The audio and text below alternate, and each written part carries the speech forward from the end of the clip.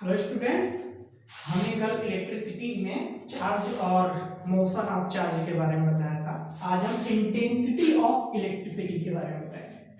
ठीक है, तो समय व्यतीत न करते हुए हम अपने टॉपिक पर आते हैं। देखिए, दिस इज कंडक्टर। ये क्या है? कंडक्टर, यानी ये फ्लो ऑफ चार्ज को कंडक्ट करेगा। सपोज दैट ये कंडक्टर है, जाहिर सी बात है ये करोड़ों लाखों एटम से मिलकर बना होगा, तो बहुत सारे एटम्स होंगे, लाखों से भी ज्यादा। तो हम एटम को नहीं शो कर रहे हैं, उसके अंदर इलेक्ट्रॉन को शो कर रहे हैं। ठीक, चलिए, इंटेंसिटी ऑफ इलेक्ट्रिक फील्ड क्या होता है? ये पॉजिटिव, ये नेगेटिव। जाहिर सी बात है, इलेक्ट्रॉन, ये पॉजिटिव प्लेट इलेक्ट्रॉन को अपनी ओर आकर्षित करेगा और नेगेटिव प्लेट इलेक्ट्रॉन को प्रतिकर्षित करेगा। इसका मतलब इलेक्ट्रॉन की दिशा एक दैशिक हो जाएगी, तो इलेक्ट्रॉन इस प्रकार मोशन करता रहेगा। हमने बताया था कि एटम में घूमता हुआ इंडिपेंडेंट इलेक्ट्रॉन, फ्री इलेक्ट्रॉन, जब अपना स्थान छोड़ता है, तो जब अपना स्थान छोड़ेगा तो एक पॉजिटिव चार्ज क्रिएट हो जाएगा। फिलहाल पॉजिटिव, देखिए ये एटम्स है, इसके बाहर का फ्री इलेक्ट्रॉन्स है। यदि ये फ्री इलेक्ट्रॉन्स अपना एक स्थान छोड़ा तो ऑटोमेटिक यहाँ पर पॉजिटिव चार्ज डेवलप हो जाएगा। तो चूंकि इलेक्ट्रॉन पर जो चार्ज है वो फ्री हो सकता है, इसलिए इलेक्ट्रॉन के चार्ज को फ्री चार्ज कहते हैं। और जो प्रोटॉन पर चार्ज है, यानी न्यूक्लियस पर चार्ज है, तो फ्री नहीं हो सकता, वो तो न्यूक्लियस के अंदर। यहाँ पर यदि 5 यूनिट का चार्ज है तो 5 यूनिट का ही चार्ज रहेगा। ये इसका चार्ज, यानी कि ओवरऑल चार्ज किस पर डिपेंड करेगा? इलेक्ट्रॉन पर। Suppose that 5 unit negative charge है यहाँ पर, तो 5 यूनिट नेगेटिव, 5 यूनिट पॉजिटिव, 0 हो जाएगा। यहाँ पर 3 यूनिट चार्ज है, मतलब 2 इलेक्ट्रॉन निकल गया।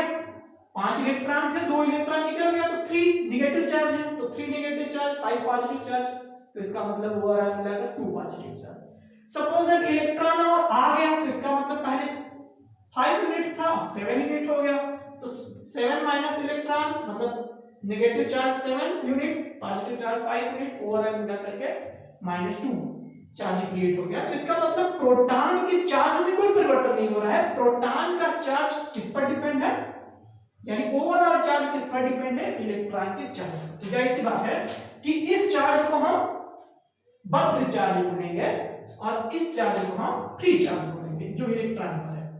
तो जब भी इलेक्ट्रॉन अपना स्थान छोड़ेगा तो यहां पर एक पॉजिटिव चार्ज डेवलप हो जाएगा, जो कि बद्ध है, मतलब पॉजिटिव चार्ज, प्रोटॉन मोशन नहीं करेगा।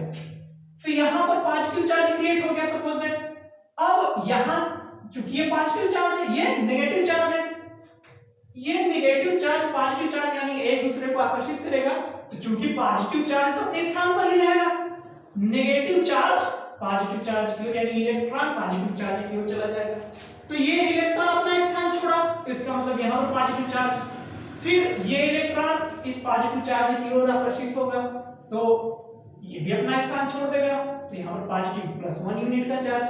तो पॉजिटिव चार्ज की दिशा जो है, वास्तव में पॉजिटिव चार्ज मोशन नहीं करता, लेकिन इलेक्ट्रॉन के मोशन के कारण जो पॉजिटिव चार्ज है वो इस डायरेक्शन में जनरेट हो रहा है और इलेक्ट्रॉन मोशन इस डायरेक्शन में कर रहा है। तो इसका मतलब इलेक्ट्रिसिटी जो फ्लो करेगी वो इलेक्ट्रॉन के मोशन के विपरीत दिशा में फ्लो करेगी। ठीक है, चलिए, इस इलेक्ट्रॉन के मोशन को ही कहते हैं फ्लो ऑफ इलेक्ट्रिसिटी। अब इंटेंसिटी ऑफ इलेक्ट्रिसिटी, यानी कि जनरली हम लोग इलेक्ट्रिसिटी इसको ही कहते हैं इंटेंसिटी ऑफ इलेक्ट्रिसिटी। ये क्या होता है? देखिए, कंडक्टर के अनुप्रस्थ काट के क्षेत्रफल से, यानी क्रॉस सेक्शन से, क्योंकि ये कंडक्टर, इसका क्षेत्रफल होगा अनुप्रस्थ काट का, यानी ये देखिए इस प्रकार ये क्षेत्रफल है, ये अनुप्रस्थ काट का क्षेत्रफल इसे बोलेंगे, जो कि यूनिफॉर्म कंडक्टर है, यानी कि इसका तो थोड़ा मोटा पतला हो गया है, लेकिन ये यूनिफॉर्म कंडक्टर है। अब देखिए, इंटेंसिटी ऑफ इलेक्ट्रिसिटी किसे बोलेंगे? यदि इस अनुप्रस्थ काट के क्षेत्रफल से 1 सेकेंड में, इस अनुप्रस्थ काट के क्षेत्रफल से यूनिट टाइम यानी 1 सेकेंड में जितनी चार्ज फ्लो करेगी उसको क्या बोलेंगे?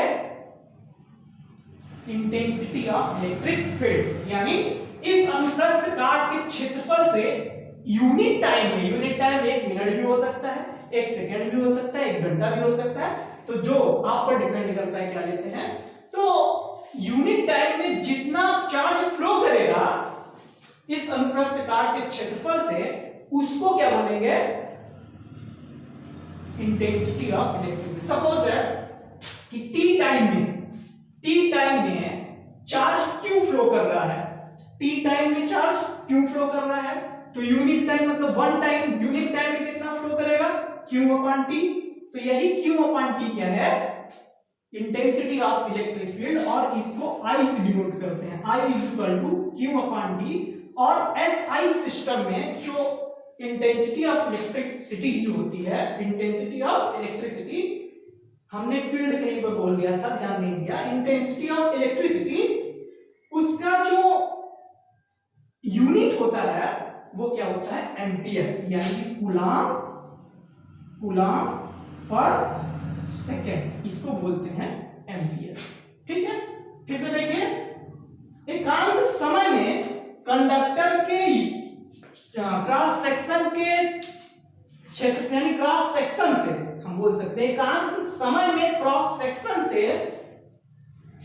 जितने चार्ज फ्लो करेंगे उसको क्या बोलेंगे, इंटेंसिटी ऑफ इलेक्ट्रिसिटी, विद्युत धारा की तीव्रता। ठीक, ये समझ में आया। चलिए आगे बढ़ते हैं। क्या हो गया, क्या लिखेंगे,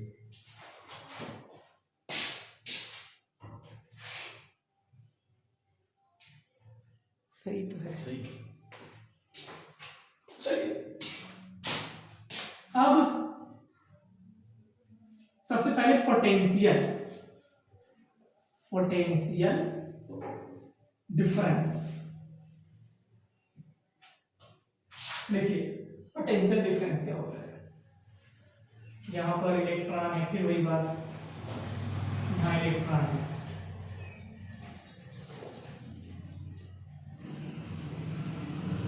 ये ए है, ये बी है, यहाँ पर हमने पॉजिटिव और नेगेटिव प्लेट जोड़ दिया, क्योंकि इसके इलेक्ट्रॉन मोशन कर रहा है और हम जानते हैं कि कंडक्टर एटम से मिलकर बना होता है, तो एटम्स को उस स्थिति में क्या बोलेंगे, धनायन।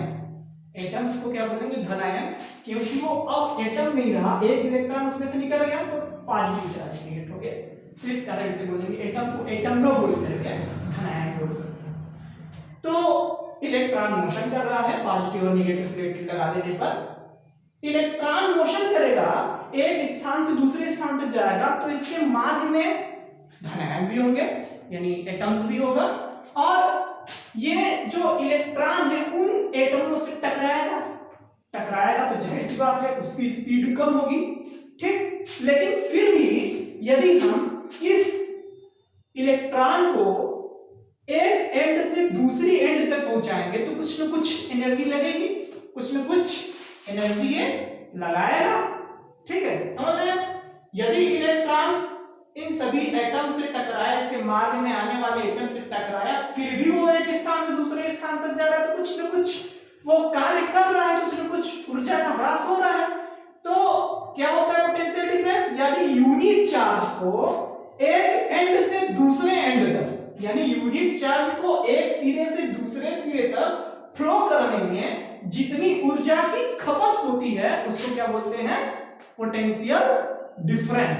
ठीक है, यानी कुछ ए और बी के बीच का क्या बोलेंगे, पोटेंशियल डिफरेंस। फिर से देखिए, यूनिट चार्ज को, यानी एक यूनिट चार्ज को एक कंडक्टर के एक एंड से दूसरे एंड तक फ्लो करने में जितना कार्य करना पड़ता है चार्ज को, उसको क्या बोलते हैं, पोटेंशियल, इन दोनों के बीच का पोटेंशियल डिफरेंस। सपोज दैट कि ओवरऑल चार्ज कितने, क्यू, ओवरऑल चार्ज कितने यहां पर, क्यू। ठीक, अब ओवरऑल चार्ज को एक एंड से दूसरे एंड तक फ्लो करने में कितना कार्य करना पड़ रहा है, डब्ल्यू।